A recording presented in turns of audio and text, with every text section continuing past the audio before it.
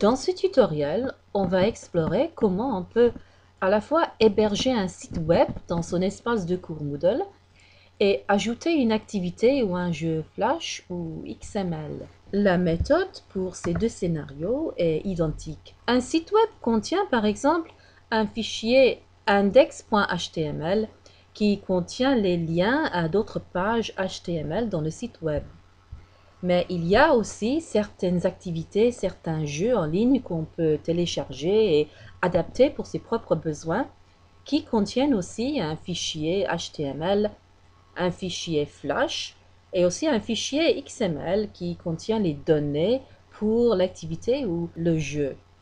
Si je clique sur mon site web, vous voyez qu'il y a le fichier index.html et d'autres pages du site web.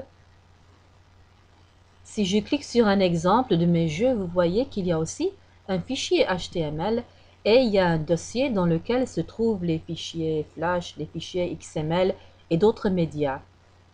Alors, comment faire pour les afficher dans mon cours? Alors, il faut d'abord zipper ou compacter les dossiers. Pour cet exemple, je vais déposer mon jeu, mais comme j'ai déjà dit, la manière dont on dépose un jeu est identique à la manière dont on peut héberger un site web. C'est pareil. Alors me voici dans mon cours, j'ai activé le mode d'édition. Du menu déroulant, je choisis Fichier, non pas Dossier, bien que ce soit un dossier que je vais téléverser. Je lui donne un nom et, si nécessaire, une description. Et ensuite, je clique le bouton Ajouter pour arriver au sélecteur de fichiers où je clique le lien Déposer un fichier pour retrouver le dossier zippé de mon jeu. Ensuite, il faut cliquer l'icône à côté de mon dossier zippé pour le décompacter. Et ensuite, si je veux, je peux cliquer l'icône encore une fois à côté du dossier zippé pour le supprimer parce que je n'en ai plus besoin. Et voilà, j'ai tout ce qu'il me faut.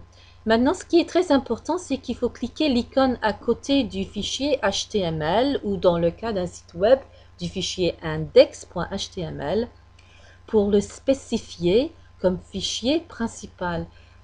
Et le voilà qui est en gras. Je n'ai qu'à choisir comment je veux l'afficher. Ensuite, j'enregistre et je reviens au cours. Et voilà ou bien mes jeux ou bien mon site web. Je clique dessus et voilà, ça marche comme il faut.